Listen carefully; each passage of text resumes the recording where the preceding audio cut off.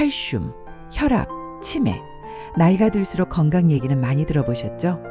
하지만 정작 더 무서운 건 작은 습관 하나가 노년 전체를 무너뜨릴 수 있다는 겁니다. 오늘은 60대 이후 절대 하면 안 되는 것들 10가지를 차례대로 말씀드리겠습니다. 마지막까지 보셔야 나도 모르게 빠지는 함정을 피할 수 있습니다. 서울에 사는 68세 박 선생님. 퇴직 후 처음에는 아침마다 여유롭게 신문을 읽고 친구들과 장기도 두며 이제부터 제2의 인생을 살아야지 하는 기대감으로 가득했습니다. 하지만 세월은 생각보다 빠르게 흘렀습니다. 주변 친구들의 얼굴이 하나둘 보이지 않았습니다.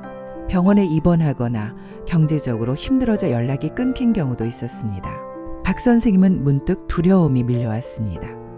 나도 저렇게 되는 건 아닐까? 내가 잘못 살고 있는 건가? 그리고 자신도 모르게 과거의 습관들을 돌아보기 시작했습니다. 첫째, 아픈 걸 참지 마라. 젊을 때는 조금 아파도 조금 참으면 낫겠지 하고 넘겼습니다. 하지만 60대 이후에는 작은 통증이 심각한 병의 신호일 수 있습니다. 가슴이 답답한데 며칠 참다가 심근경색으로 쓰러지는 경우, 허리가 아픈데 참고 걷다 보니 척추관 협착증이 악화되는 경우, 이런 일들은 흔히 일어납니다. 다수의 전문가들은 특히 여성분들께서는 뼈나 관절 통증을 당연한 노화로 여기다 더 큰 병을 키우는 경우가 많다고 말합니다.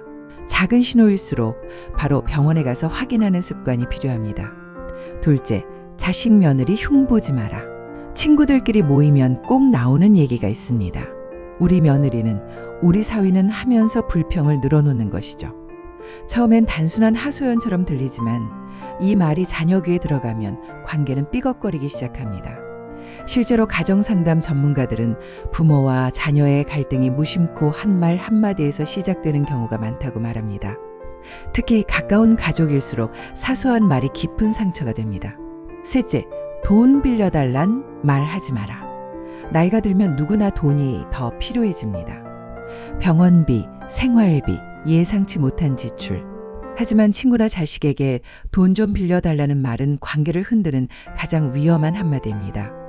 실제로 노년층 경제상담 사례를 보면 친구나 자식과의 돈 거래가 가장 큰 갈등의 원인이 되는 경우가 많습니다. 정 필요하다면 빌려달라가 아니라 이런 상황인데 도움을 받을 방법이 있을까라며 솔직하게 말하고 명확한 계획을 보여주는 게 필요합니다. 넷째, 늦게 자지 마라. 은퇴했는데 뭐 늦게 자고 늦게 일어나도 되지라는 생각. 하지만 늦게 자는 습관은 치매 위험을 크게 높입니다. 수면 전문가들의 연구에 따르면 수면의 질이 낮을수록 치매 위험이 높아진다고 합니다. 특히 밤늦게 스마트폰을 보거나 TV를 보는 습관은 수면의 질을 떨어뜨립니다. 다섯째, 본인 얘기만 늘어놓지 마라.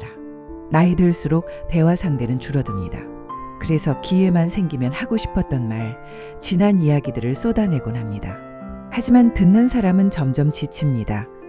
심리학자들은 대화에서 내 이야기만 하는 습관이 관계를 빠르게 멀어지게 한다고 지적합니다.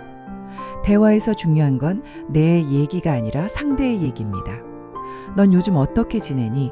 한마디가 관계를 이어갑니다. 여섯째, 대충 입고 다니지 마라.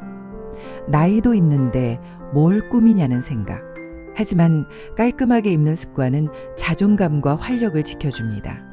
패션 심리학 연구에서는 옷차림이 사람의 행동과 기분에 직접적인 영향을 준다고 밝혔습니다. 깔끔하게 입은 사람일수록 자신감을 더 보이고 활발히 움직입니다. 일곱째, 유산 얘기 꺼내지 마라. 아직 건강할 때부터 유산 얘기를 하면 가족 갈등의 씨앗이 됩니다. 법적으로 정리할 건 공증이나 유언장을 통해 조용히 해두고 가족들 앞에서 말로 꺼내지 않는 것이 현명합니다. 법률 전문가들은 부모가 생전에 유산 얘기를 꺼내는 것이 가족 갈등의 큰 원인 중 하나라고 말합니다. 여덟째, 젊은 세대 흉 보지 마라. 우리 때는 안 그랬다는 말은 세대 간 벽을 높입니다. 젊은 세대의 방식이 이해되지 않아도 존중하려는 태도가 필요합니다. 많은 연구들이 젊은 세대를 비판하는 말이 자녀와의 만남 횟수를 줄이는 원인이라고 지적합니다.